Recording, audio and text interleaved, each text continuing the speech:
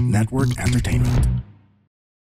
Financial red flags in relationship, signs you're dating or married to financial chaos. Sino po sa inyo dito ang gustong mag-asawa at magkaroon ng problema? Joke lang po. You know what? Love might make your heart skip a beat, but if you don't have money, it will really tear your wallet. Believe me. So sa episode na ito, pag-uusapan natin, how would you know that there are red flags in your relationship between money and love? Hi, I'm Chinkitan and you're listening to Chink Positive Podcast, where I aim to equip you to become wealthy and debt-free, teaching you on how to save, budget, get out of debt, and invest. Let's get into the episode. Hi there, this is Chinkitan, your pambansang wealth coach. Welcome back again to Chink Positive, your favorite podcast about finances and life. Alam mo, today we're going to talk about something many people ignore until it's too late. Yung mga red flag in relationship. I always tell people that prevention is better than cure. Do you agree? Kasi sa totoo lang, marami po, pag na-in love po talaga, hindi na nakikita yung factor ng practicality. At sine-check na lang yung emotional part, pero not na the practical part. Alam mo, sasabihin ko sa inyo, pag kayo kinasal, love doesn't pay the bills. Oo, yung bahala na won't build a good future. Kaya before this episode, maybe you have already asked yourself, Chinky, should I be worried about my partner when it comes to handling money? I will say yes. Why do we keep on arguing about money? Diba? Ay, nako, issue yan. Diba? Like for example, what if kung may mga secret siyang purchases, secret siya na ayaw pa alam? Nako, red flag yan. Here's the honest truth. Money can never change a person, but money can sure reveal a person. Ulitin ko, ang pera hindi kayang baguhin ng tao, pero ang pera kayang labas ang tunay niyang pagkatao. And sometimes, the biggest relationship issues start with small bad money habits. Kaya nga sa episode na ito, we're going to talk about the red flags, why you cannot ignore them, and how can we address it. Okay, pag-usapan muna natin yung mga red flags about what? Money. Alam niyo ba, may survey po na 67% ng mga divorce are linked into financial conflict. 2 out of 3 marriages fail because not of infidelity, but because of financial stress and dishonesty. So, guys, listen to me. If money is already causing tension in your relationship, wag niyong i-ignore. Alam mo, especially kung kayo po ay mga nagliligawan pa, or let's say you're going to date, you're going steady, kayo na, MU kayo, money habits are relationship habits. Let me repeat. Money habits are relationship habits. How a person handles his money and her money, make her decision towards money, is a reflection of the character of the person. So, paano natin malalaman na may red flag talaga isang tao? Number 1, ito yung red flag. Bantayan nyo to. Maniwala kayo. Secret spending or secret debt. All. Yung mga may tinatawag na may mga secret. Kung may nagtatago ng mga binili, yung mga tinatago inuutang, tinatago yung mga investment, nako, that's not a privacy issue. It's a transparency issue. And the foundation of relationship is trust. Agree? Broken trust, broken relationship.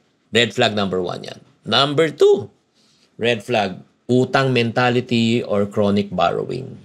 Like for example, parang normal na, pag nakilapos, utang tayo.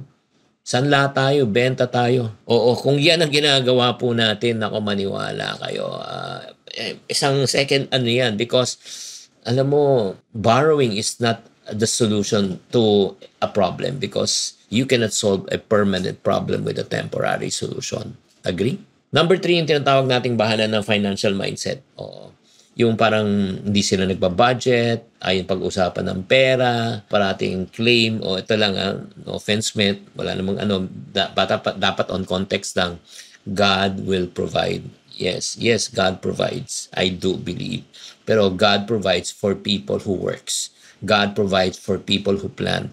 God provides for people who are responsible. Diba? Yun, another sign yan. Another sign na red flag yan sa relationship nyo is flexing. Lifestyle flexing. Always want the latest phone, latest car, latest outfit, travel, lahat. Alam mo, wala namang problema kung kaya mo eh. If you can afford it. But if you cannot afford it, tapos na-stress na kayo, may problema. 5th sign, red flag, you feel pressured financially. When you say feel pressured financially, they expect you that ikaw parati magbabayad, ikaw lahat ang may taya, ikaw kunyari may sagot. Nako, namamanipulate ka pa. Alam mo, true love never feel like financial manipulation. Kung yan, nafe-feel mo na kayong magjowa pa lang, nako, tigil mo na yan. It won't get better, it will just get worse. And another red flag is this. Money talks turn into fights.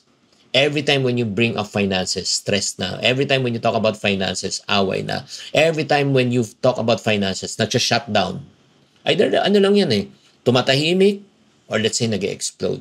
Yung parang emotional, immaturity nila lumalabas. So, ang ibig sabihin ko ng red flag, it doesn't mean say that you should walk away from the relationship. Ang ibig ko sabihin lang, it needs to be addressed.